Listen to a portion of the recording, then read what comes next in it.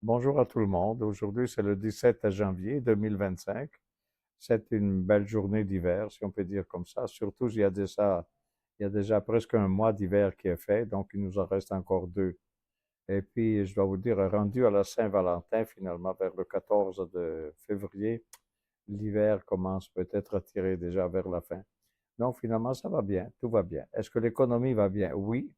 L'économie, on parle toujours de l'économie américaine qui influence celle canadienne, mais là, on va voir avec les histoires des tarifs qu'est-ce qui va arriver entre le Canada et les États-Unis, mais ça reste que l'économie américaine va très bien. On a création d'emplois plus que prévu, ça c'était les dernières statistiques, ce qui fait que le marché monte. Ensuite, on a eu des statistiques sur le dernier trimestre de certaines banques américaines et c'était vraiment très bien. Au-delà, c'était des surprises, comme on dit, des rendements supérieurs au prévu. Finalement, tout va bien. Voilà. De quoi on va parler aujourd'hui, vu que tout va bien, mais finalement, ah oui, qu'est-ce qu'il nous resterait encore à dire? C'est que je crois que M. Powell devrait rencontrer son groupe, là, de groupe de décision bientôt et il se pose, on suppose qu'il ne baissera pas les taux d'intérêt. L'économie va bien, donc il a peur surtout que l'inflation reprenne. Donc les rumeurs veulent qu'il pourrait, à la limite, augmenter aussi les taux d'intérêt. Personne n'y croit vraiment, mais quand même, c'est à peu près certain qu'il ne va pas baisser les taux d'intérêt. Et puis, on va voir. Enfin, c'est toujours une aventure à chaque fois.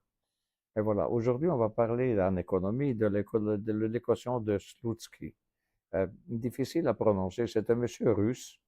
Et puis, c'est un statisticien, un économiste. Et puis, vraiment, un monsieur très intéressant si vous fouillez l'Internet pour ce monsieur-là. Donc, ce monsieur Slutsky, qu'est-ce qu'il a fait? Il a fait une équation. Dans cette équation, qu'est-ce qu'il fait? Il décompose l'effet du prix. Donc, il se réfère au consommateur et au prix. Donc, il dit comprendre les choix du consommateur face aux variations de prix. Il dit que ça se divise en deux aspects. Le comportement donc des consommateurs face au prix des biens qu'ils voudraient acheter.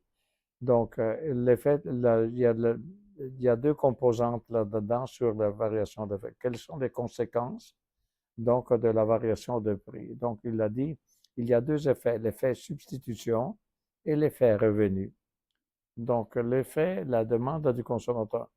Il y a, juste pour mettre la situation globalement, la demande du consommateur, définition de la demande individuelle.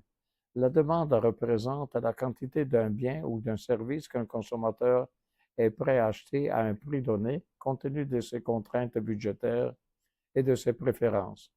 Donc, c'est la loi de la demande qui est en relation inverse avec le prix et la quantité demandée. Euh, Regardez l'effet prix total, c'est quoi? C'est que lorsque le prix d'un bien varie, la quantité demandée de ce bien évolue également. Cet effet global est appelé effet prix total. Donc, on a un effet prix total qui se divise en deux parties, qu'on verra tantôt. Il représente la variation totale de la quantité demandée en réponse à une variation de prix. Donc, l'effet substitution, un des deux effets de changement de prix. L'effet substitution est la première composante de l'effet prix total. Il représente la variation de la quantité demandée due au changement du rapport des prix et des biens.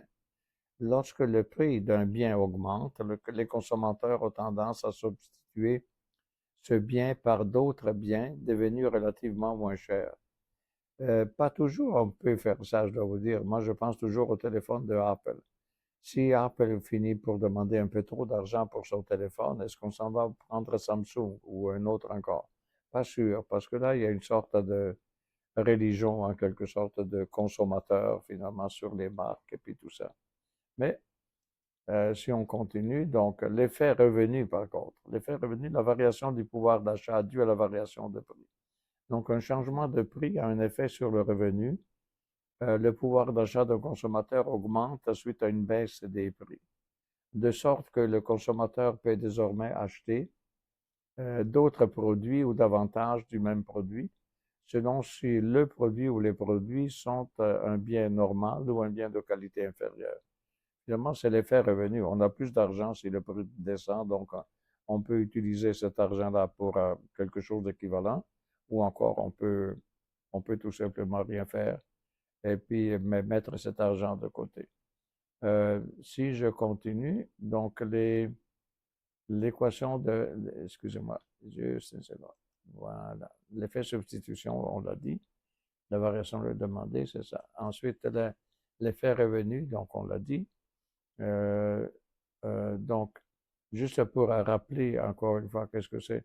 L'effet revenu, c'est qu'un changement de prix a un effet sur le revenu. Et donc, le pouvoir d'achat du consommateur change, et puis tout ça. Finalement, l'équation de Stulsky, je ne vous montre pas l'équation, c'est une équation mathématique. Mais pour ceux qui aiment les mathématiques, ils n'ont qu'à aller sur Internet, par exemple Wikipédia, et ils demandent l'équation de Stulsky, qui est vraiment très importante. Et il fait le rapport entre donc les deux types comment dire, distribution finalement de la demande et puis tout ça. Donc, dans l'ensemble, en termes simples, l'équation de Stulsky stipule que le changement total de la demande consiste en un effet de revenu et un effet de substitution. Encore une fois, effet de revenu et effet de substitution, et que les deux effets doivent collectivement être égaux au changement total de la demande. Donc, il a traduit tout ça en mathématiques. Je dois vous dire, j'aurais voulu le mettre pour les mathématiques, mais je dois vous dire, c'est un peu pas tout ça, on aime les mathématiques. Et donc, finalement, ceux qui s'intéressent, ben, allez voir sur Wikipédia et vous avez l'équation. Et c'est basé sur des dérivés et puis tout ça. C'est quand même très intéressant. Voilà, donc c'est une équation importante. Ce qui est important, c'est le concept donc le fait de revenu et l'effet de substitution. C'est-à-dire l'effet de revenu, c'est que finalement, on gagne en résumé, on épargne si on achète quelque chose dont le prix est diminué par rapport à avant, et cet argent peut être utilisé comme augmenter finalement notre pouvoir d'achat pour autre chose, et elle peut donc on peut avoir un effet de substitution aussi, si par hasard le prix se met à monter plutôt qu'à descendre, et donc on le change pour un produit moins cher. Et voilà, et c'est tout pour aujourd'hui.